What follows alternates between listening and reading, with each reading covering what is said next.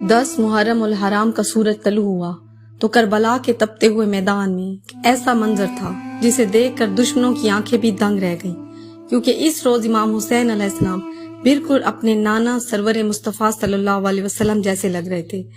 جب امام حسین علیہ السلام میدان میں آئے اور آپ نے خطبہ دینا شروع کیا تو آپ کا لہجہ بھی بالکل رسول خدا صلی اللہ علیہ وسلم جیسا تھا۔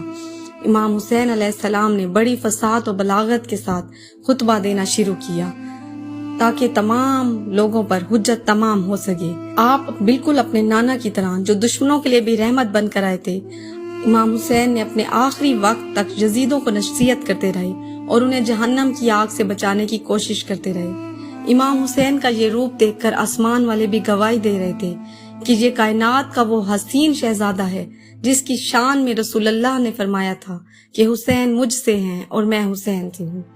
آپ وہ عالی مقام رہبر ہیں جنہیں بچپن میں رسول خدا صلی اللہ علیہ وسلم اپنے کندھوں پر بٹھایا کرتے تھے۔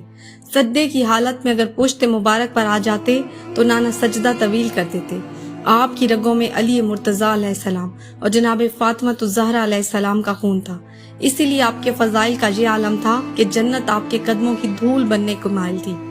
آپ کا دل اللہ تعالیٰ کی معرفت اور اس کی رضا کے نور سے اس طرح بھرا ہوا تھا کہ کائنات کی کوئی طاقت آپ کے عزم کو متزلزل نہیں کر سکتی تھی۔ آپ نے اپنے نانا کی امت کو بچانے اور اسلام کی بقا کے لیے اپنے پاکیزہ خون کا ایک ایک قطرہ پیش کرنے کا عہد کیا ہوا تھا۔ اس نظریے اور فضیلت کے ساتھ آپ کربلا کے اس خونی مارکے میں کھڑے تھے۔ ایک ایک کر کے مولا کے تمام انصار، جوان بیٹے پیارے شہید ہوتے گئے، یہاں تک کہ حضرت عباس کے بازو کٹ گئے، علی اکبر کے سینے میں برچھی اتار دی گئی۔ حد تو یہ ہو گئی کہ 6 ماہ کے پیاسے شہزادہ علی اصغر کی گردن پر حرملا نے 3 بالوں والا تیر مار کر مولا حسین کے ہاتھوں پر ذبح کر دیا۔ جب سب لاشیں اٹھا چکے تو مولا حسین تنہا رہ گئے۔ آپ کا جسم مبارک تیروں اور تلواروں کے زخموں سے چھلنی ہو چکا تھا، پیاس سے زبان سوکھی تھی، مگر حوصلہ اب بھی پہاڑ جیسا تھا۔ آپ نے کائنات کی تاریخ کی سب سے مظلومانہ صدا بلند کی جس کی گونج آج بھی سنائی دیتی ہے۔ آپ نے بظاہر یزیدی لشکر کو مخاطب کر کے کہا، لیکن حقیقت میں یہ آواز زمان اور مکان کی قید سے آزاد تھی۔ آپ نے پکارا، حل من ناص ینصرنا، ہے کوئی جو ہماری مدد کرے، ہے کوئی جو رسول اللہ کے حرم کا دفاع کرے۔ یہ ایک ایسی الہی اور جگر سوز صدا تھی جسے زمین، آسمان، پودے، پتھروں اور کائنات کی کل مخلوقات نے سنا اور رو پڑی، لیکن ان پتھر دل یزیدیوں پر کوئی اثر نہ ہوا۔ جب 4 محرم کو قاضی شورے نے امام حسین کے قتل کا فتویٰ دیا تو پھر تقریباً 18,000 علماء اور مفتیوں نے یہی فتویٰ دیا۔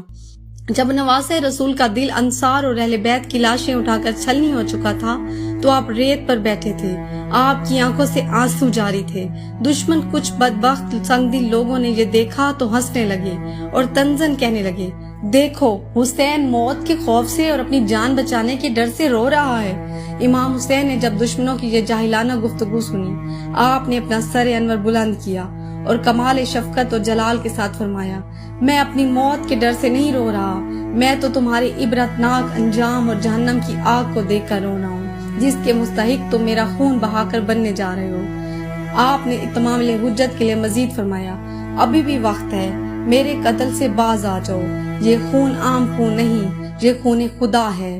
اگر تم توبہ کر لو تو میں تمہیں اپنے بھائی عباس کا، اپنے جوان بیٹے علی اکبر کا، 6 ماہ کے علی اصغر کا خون بھی معاف کر دوں گا، بشرط یہ کہ تم اس عظیم گناہ سے رک جاؤ اور ہدایت کا راستہ چن لو۔ بس چمن اجڑ چکا تھا، نواسہ رسول خیمے کے دروازے پر تنہا کھڑی تھی۔ امام حسین نے اپنے زخمی جسم کے ساتھ خیموں کا رخ کیا تاکہ اپنی مقدرات عصمت اور بیٹیوں کو آخری رخصت لے سکیں۔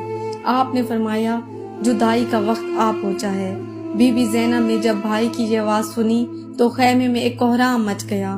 بس امام حسین علیہ السلام نے ان کی ہدایت کے لیے بولنا چاہا تو ان بدبختوں نے امام کا خطبہ کاٹنے کے لیے شور و غل مچا دیا۔ تو امام نے فرمایا، بے شک تم لوگوں نے اپنا شکم حرام سے بھر لیا ہے، اس لیے تم پر مہریں لگ چکی ہیں۔ بس امام حسین واپس خیموں میں آئے اور سب سے کہا کہ اب جدائی کا وقت آ پہنچا ہے۔ یہ سن کر خیموں میں کوہرام بچ گیا۔ امام حسین علیہ السلام جب آخری بار خیمہ گاہ میں تشریف لائے تو بی بی سکینہ ننھے ہاتھوں سے بابا کا دامن تھام کے رو رہی تھی۔ وہ جانتی تھی کہ بابا اب واپس نہیں آئیں گے۔ امام نے بی بی سکینہ کو دل سے لگایا، تسلی دی۔ جب وہ گیریا کرتے کرتے تھک کر سو گئیں، امام نے انہیں بستر پر لٹا کر اپنی چادر اڑا دی۔ یہ ایک باپ کی اپنی بیٹی کے ساتھ آخری شفقت تھی جو قیامت تک یاد رکھی جائے گی۔ پھر امام حسین علیہ السلام بیمار کربلا حضرت امام زین العابدین علیہ السلام کے پاس جا کر انہیں اپنے بعد کا ولی اور وارث امام قرار دیا۔ آپ نے انہیں صبر کی تلقین کی اور فرمایا، اے میرے بیٹے، میں تم کو وصیت کرتا ہوں کہ جب تم پر مصیبتیں آئیں تو صبر کا دامن ہاتھ سے نہ چھوڑنا، کیونکہ اللہ صبر کرنے والوں کے ساتھ ہے۔ آپ نے تمام مخدرات عصمت کو بھی صبر اور استقامت اور ناموس رسالت کی حفاظت کی تلقین فرمائی، انہیں اللہ کے سپرد کر دیا۔ امام حسین علیہ السلام نے اپنی بہن شریکت الحسین جناب سیدہ زینب علیہ السلام کو مخاطب کرتے ہوئے فرمایا، اے میری بہن، مجھے اپنی نماز شب کی دعاؤں میں یاد رکھنا۔ امام حسین علیہ السلام جب میدان کربلا کی طرف بڑھے، آپ کا جسم مبارک زخموں سے چور تھا۔ آپ نے تنہا لشکر یزید کا مقابلہ کیا، ہزاروں کا لشکر سامنے کھڑا تھا، لیکن جیسے ہی امام نے ذوالفقار حیدری کو ہوا میں لہرایا، دشمن کے دل دہل گئے۔ پیاس سے زبان مبارک مولا کی سوکھ چکی تھی، جسم پر سینکڑوں زخم تھے، لیکن جب مولا نے حملہ کیا تو لشکر یزید میں شف ماتم بچھ گیا۔ امام یزیدیوں پر اس طرح جھپٹتے تھے کہ ہزاروں کا وہ لشکر پیچھے اس طرح بھاگتا تھا جیسے شیر کے سامنے بھیڑ بکریاں بھاگتی ہیں۔ کسی کی جرت نہیں تھی کہ امام کے سامنے آئے۔ شمر مالون نے جب دیکھا کہ کوئی اکیلا امام کے قریب جانے کی ہمت نہیں کر پا رہا تو اس نے چیخ کر یزیدی فوج کو حکم دیا، کوئی ایک ایک کر کے حسین کے قریب نہ جائے، بلکہ سب مل کر ایک ساتھ حملہ کرو، جس کے پاس جو بھی ہتھیار ہے اس سے حسین پر وار کرو۔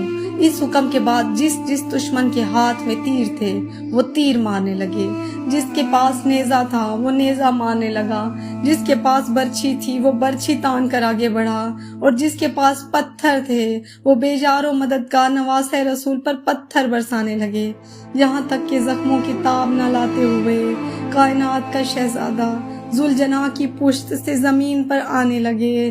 عمر ابن سعد نے دیکھا کہ ذوالجناح امام حسین کی حفاظت کر رہے ہیں اور تیر ان کو لگ رہے ہیں، تو عمر ابن سعد نے کہا، دیکھو اس گھوڑے پر کوئی تیر نہ چلائے، کیونکہ میں نے خود رسول اللہ کو اس گھوڑے کی پیشانی کو چومتے اور اس پر سواری کرتے دیکھا۔ انہیں رسول اللہ کی سواری کا تو خیال تھا، مگر رسول پاک جس نواسے کے لبوں، گلے اور جسم اطہر کو چومتے تھے، اس پر خنجر چلاتے ہوئے اور تیروں کی بارش کرتے ہوئے انہیں ذرا بھی حیا نہ آئی۔ زمین پر گرتے ہی عصر کا وقت داخل ہو چکا تھا اور باطل سمجھ رہا تھا کہ وہ جیت گیا۔ امام حسین نے اپنی زندگی کی آخری اور عظیم نماز شروع کر دی۔ آپ نے مقتل کی جلتی ہوئی ریت پر تیروں کے مسلح پر خدا کے حضور آخری سجدہ کیا۔ آپ نے بارگاہ رب العزت میں سجدہ ہو کر یوں عرض کیا، اے میرے پروردگار، اے میرے مالک، میں نے تیری راہ میں اپنے جوان بیٹے علی اکبر کو پیش کیا، میں نے اپنے معصوب علی اصغر کو تیرے حضور میں پیش کیا، اور جو تیری محبت میں قربان ہوئے۔ اے بار الہا، میری یہ قربانیاں تیری بارگاہ کے لائق تو نہیں، کیونکہ تیری شان کبریائی بہت بلند ہے۔ اب میرے رب، میں اپنی جان خود تیری راہ میں قربان کرنے کے لیے حاضر ہوں، میری اس آخری قربانی کو بھی اپنی بارگاہ میں قبول فرما لے۔ جناب ابا عبداللہ حسین علیہ السلام کی شہادت کے وقت کربلا کی فضا میں عشق کی روح پھونک دی گئی۔ امام حسین علیہ السلام آخری سجدے میں تھے۔ جو بھی امام حسین کا سر تن سے جدا کرنے کے لیے آگے بڑھتا، اسے امام حسین علیہ السلام کے چہرے میں رسول اللہ صلی اللہ علیہ وسلم کا چہرہ نظر آنے لگتا۔ وہ یہ دیکھ کر ہیبت سے پیچھے ہٹ جاتا۔ یہ دیکھ کر شمر مالون چیخ کر کہنے لگا، تم سب پیچھے ہٹ جاؤ، یہ کام مجھ سے ہی ہونا ہے، میں خود ہی یہ سر کاٹوں گا۔ اب شمر ملعون جیسے ہی آگے بڑھا تو اس نے سوچا کہ حسین ہمیں بد دعا کر رہے ہوں گے، لیکن جیسے اس نے سنا امام حسین پروردگار عالم کا شکر بجا لا رہے تھے، اسی سجدے کی حالت میں شمر ملعون خنجر لے کر آپ کے سینے مبارک پر بیٹھ گیا تو عرش الہی ہل گیا۔ جنت سے جناب سیدہ زہرا کی روح تڑپ کر مقتل میں پہنچ گئی۔ جب ملعون نے رسول پاک کے چومے ہوئے گلے پر خنجر چلانا شروع کیا تو بی بی زہرا نے اپنے ہاتھ ان زخموں پر رکھ دیے، بیٹے کے گلے کے نیچے رکھ دیے تاکہ خنجر کی تیزی کو خود سہ سکیں۔ ادھر زلزلے کے جھٹکوں سے زمین لرزنے لگی، آسمان سرخ ہو گیا۔ گلا کٹنے کے اس آخری اور انتہائی تکلیف دہ لمحے میں امام حسین کی خون آلود نگاہیں مسلسل خیموں کی طرف لگی ہوئی تھی، کیونکہ آپ کو اپنی آخری سانس تک اپنے اہل و عیال اور پردہ داروں کی حرمت کی فکر تھی، جبکہ دوسری طرف خیمے کے دروازے پر کھڑی بی بی زینب علیہ السلام اس پورے ہولناک منظر کو اپنی آنکھوں سے دیکھ کر واہ محمدہ کی فریاد کر رہی تھی۔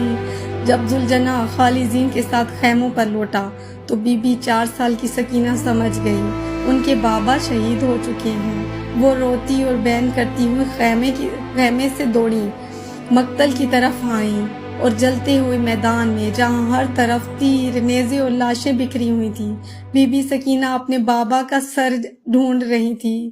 جب وہ بابا کے جسم پاک پر پہنچی تو اپنے ننھے ہاتھ بابا کے خون آلود کٹے ہوئے گلے پر رکھ دیے، لپٹ کر رو رہی تھی تو ظالم شمر سے ان کا یہ بیان کرنا گوارا نہ ہوا۔ وہ مقتل میں آگے بڑھا، اس نے ننھی پیاسی بچی کو بابا کے لاشے سے جدا کرنے کے لیے تازیانے مارے۔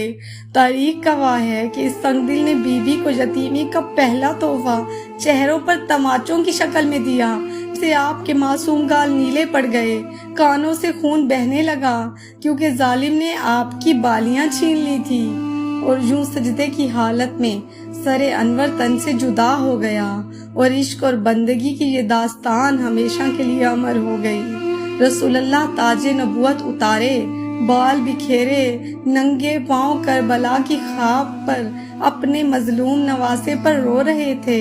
عرش الہی کے سب سے بڑے فرشتے حضرت جبرائیل جو رسول پاک سے وحی لایا کرتے تھے اور بچپن میں حسین علیہ السلام کا جھولا جھلایا کرتے تھے، وہ آج کربلا کی زمین پر ہونے والے اس ظلم کو دیکھ کر تڑپ اٹھے۔ انہوں نے آسمانی جلال اور تاج کو پس پشت ڈال کر اپنے پروں کو خاکے کربلا سے سرخ کر لیا اور اپنے مولا اور آقا کے نواسے پر بیان کرنے لگے۔ ظالموں نے امام حسین اور ان کے جانثار ساتھیوں کے سر مبارک تن سے جدا کیے، پھر ان پاک اور مطہر سروں کو جنہیں کبھی ماؤں نے ناز و ننگ سے پالا تھا، جن رخساروں کو رسول خدا چوما کرتے تھے، یزیدی فوج نے نیزوں کی نوک پر بلند کر دیا۔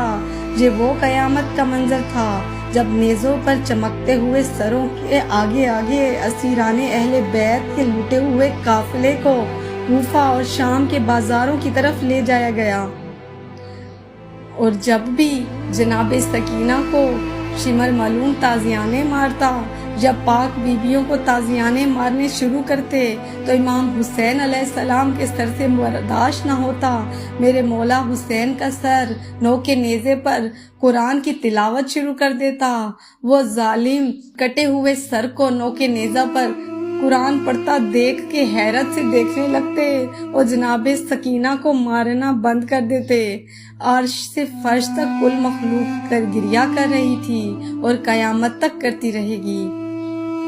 کیا رہا خیموں میں شہ کے ایک اداسی رہ گئی، صرف رونے کو محمد کی نواسی رہ گئی۔ معرکہ کربلا کا ہر لمحہ ہدایت کا ایسا درس ہے جو ہمیشہ زندہ رہے گا۔ امام جعفر صادق علیہ السلام کے فرمان کے مطابق اگر پوری دنیا بھی فنا ہو جائے اور ختم ہو جائے تب بھی امام حسین علیہ السلام کے خون مبارک کے ایک قطرے کا بدلہ نہیں ہو سکتا۔ معرکہ کربلا ہمیں سب سے بڑا سبق یہ دیتا ہے کہ حق اور سچ کا ساتھ دینے کے لیے چاہے اپنی جان قربان یا اپنے پیارے اپنی اولاد کی جان قربان کرنی پڑے، پیچھے نہیں ہٹنا چاہیے۔ یہ واقعہ سکھاتا ہے کہ تعداد میں کم ہونے کے باوجود اگر آپ کا مقصد صحیح ہے، آپ خدا کی رضا چاہتے ہیں، تو آپ کی جیت جسمانی نہیں بلکہ روحانی ہوتی ہے۔ امام حسین علیہ السلام نے ہمیں یہ سکھایا، ظالم کے سامنے سر جھکانے سے بہتر ہے کہ عزت کی موت کو گلے لگا لیا جائے۔